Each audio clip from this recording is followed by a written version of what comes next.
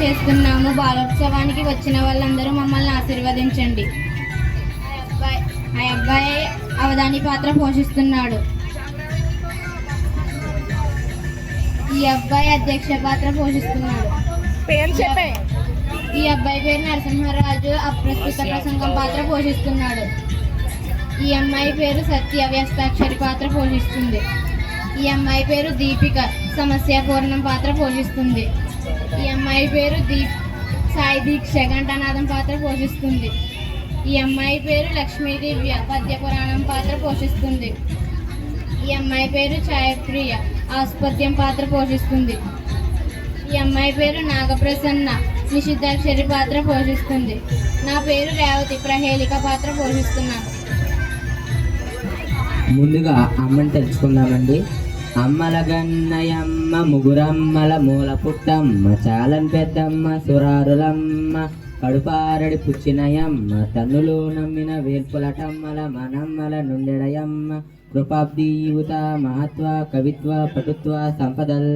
అమ్మ, బాలోత్సవానికి విచ్చేసిన వారికి ఆయుర ఆరోగ్య ఐశ్వర్యాన్ని ఇచ్చే జగజ్జనని మమ్ము కాపాడు. నిషేధాక్షరి అవధాని గారు చెప్పండి.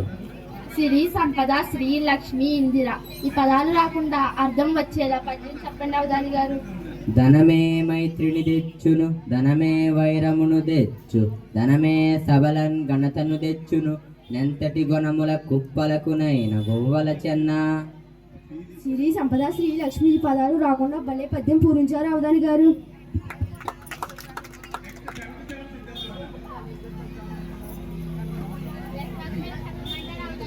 చెప్పండి.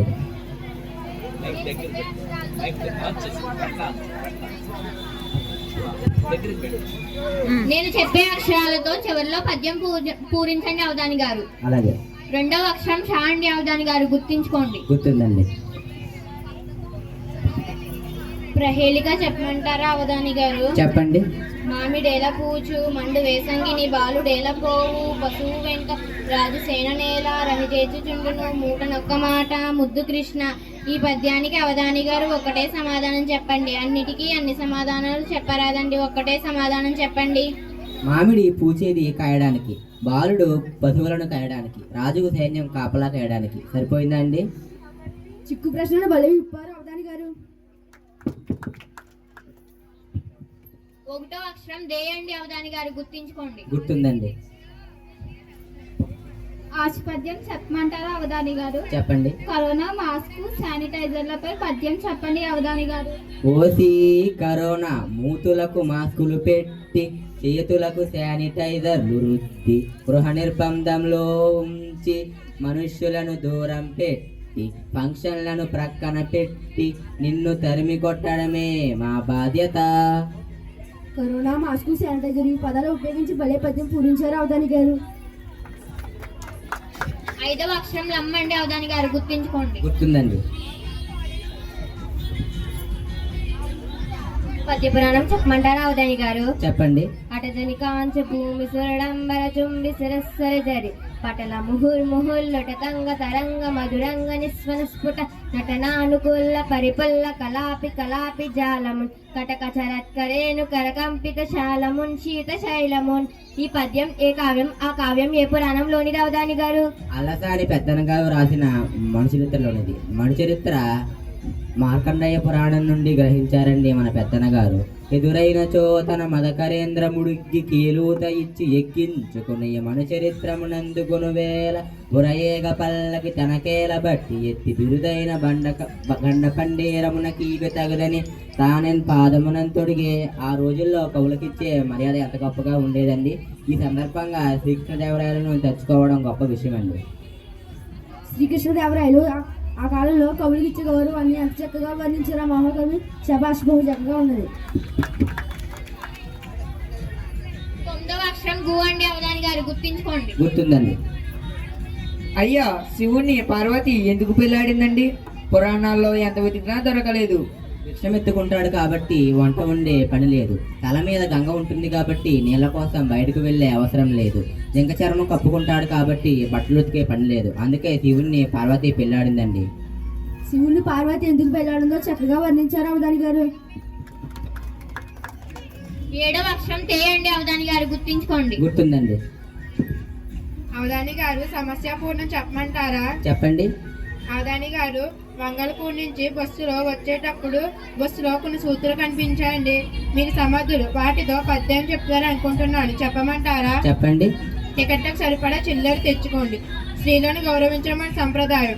చేతులు బయటకు పెట్టరాదు. పద్యం చెప్పండి. చిల్లర తెచ్చుకోవలెను, చేతులు బయటకు పెట్టరాదు. మీరెల్లరూ స్త్రీకి గౌరవమునీయుడు, ఇదే మన సంప్రదాయము. సూత్రాలను ఉపయోగించి భలే పద్యం పూరించారు అవధాని గారు. 1వ అక్షరం తేయండి అవధాని గారు, గుర్తించుకోండి. గుర్తుందండి. కృష్ణ, హరి, విష్ణువు ఈ పదాలు రాకుండా అర్థం వచ్చేలా పద్యం చెప్పండి అవధాని గారు. ఇందుగలడండులేడని సందేహము వలదు, చక్రి సర్వోపగతుండు, ఎందెందు బదగి చూచిన అందందేగలడు దానవాగ్రిని వింటే. కృష్ణ, హరి, విష్ణు ఈ పదాలు రాకుండా భలే పద్యం పూరించారు అవధాని గారు. 3వ అక్షరం బాండి అవధాని గారు, గుర్తించుకోండి. గుర్తుందండి. వంగ తోట నుండు, వరి మల్లెలో నుండు, జొన్న చేల నుండు, చోద్యమగును తలుపు మూల నుండు, తలపై నుండు, దీని భావమై తెలుసుకొనుండు. తలుపు మూలనే ఉంటుంది, తల పైనే ఉంటుంది. జొన్నలు చేలో ఉంటాయి, వంకాయలు పంటలో పండుతాయి. సమాధానాలు కూడా మీరు చెప్పారండి. పొడుపు గదను భలే విప్పారు అవధాని గారు. 5వ అక్షరం లమ్మండి అవధాని గారు, గుర్తించుకోండి. గుర్తుందండి. బ్రాహ్మణ భోజనంలో పంది, చేప, కప్ప, కోడి ఇవన్నీ పెట్టి తీరాలి. దీనిపై పద్యం చెప్పండి అవధాని గారు. అందమైన పందిరింట బ్రాహ్మణుల ఇంట చేపట్టిన పరిణయమును కొసరి, మా కప్పడాలు పకోడీ పెట్టి కమ్మని వంటలతో కడుపు నింపే. పంది, చేప, కప్ప, కోడి ఈ పదాలు ఉపయోగించి భలే పద్యం పూరించారు అవధాని గారు. 10వ అక్షరం లేయండి అవధాని గారు, గుర్తించుకోండి. గుర్తుందండి. అడిగెదనని కడవడిజను నడిగెదనని మగుడా, నడవడిని నడియొడగన్ వడివడి జనముడి తడబర నడిగిడు, నడిగిడదు జయమ నడిగిడు నడలన్. ఈ పద్యం ఏ సందర్భం, ఆ సందర్భం ఏ పురాణంలోని అవధాని గారు? పోతన రాసిన భాగవతంలోని గజేంద్ర మోక్షంలో గజేంద్రుణ్ణి కాపాడడానికి వెళ్తున్న విష్ణుమూర్తిని ఎక్కడికి వెళ్తున్నాడో అడగనా వద్దా అంటూ తడబాటు చెందుతున్న లక్ష్మీదేవి పరిస్థితిని నృత్యానుపాత అలంకారంతో ఎంత గొప్పగా వర్ణించాడా మహాకవి.